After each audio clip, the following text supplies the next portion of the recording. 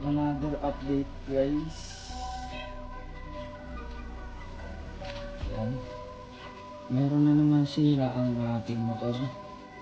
So, ano ba?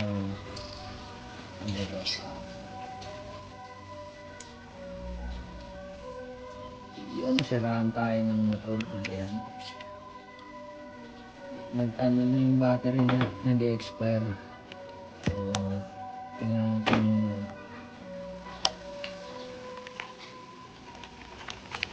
kalagayan. Ayan. Bumagsak yung bolt nya. So, matagal na yung battery natin, no? Siguro mga ano na, mga 3 years, 2 years, ganun. So, nag-expire na yung battery. Tapos, kahit anong pindot natin, hindi nag-i-start.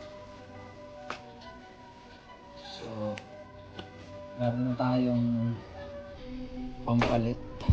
Yan, nakabili na tayo.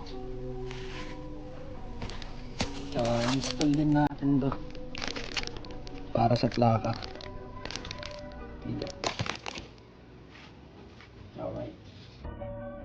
Yan, bali nakabit na natin dyan yung battery, no? So, tetestingin natin. So, binoise over ko na lang kasi kanina sobrang ingay ng mga aso. So, ayan, gumagana na siya guys. Bali, naka-power up lines na rin to guys. Ako lang din gumawa. So, binalutan natin ng maigi, no? Tapos, ayan, nakikita niyo yung bagong battery na nilagay natin. So, nilinis natin ng maigi, no? Tapos, pati dyan, pinunasan natin ng maayos para maganda tingnan. Tapos, yun, okay na siya. Alright. Okay na mga utol. I-install na natin yung ano niya. Frame. Yan. Wala, malinis na.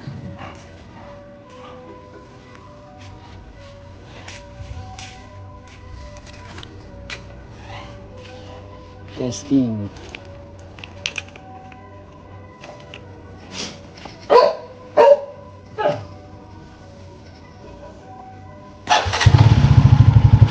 One click.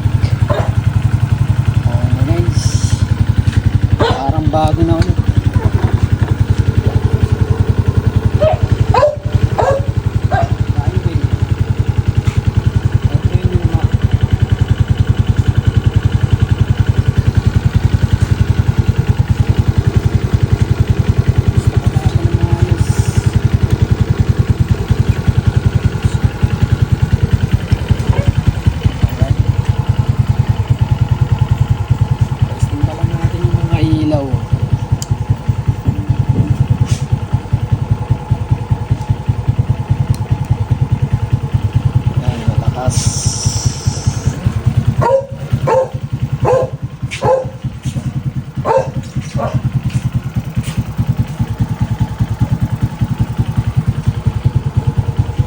Guys, all goods.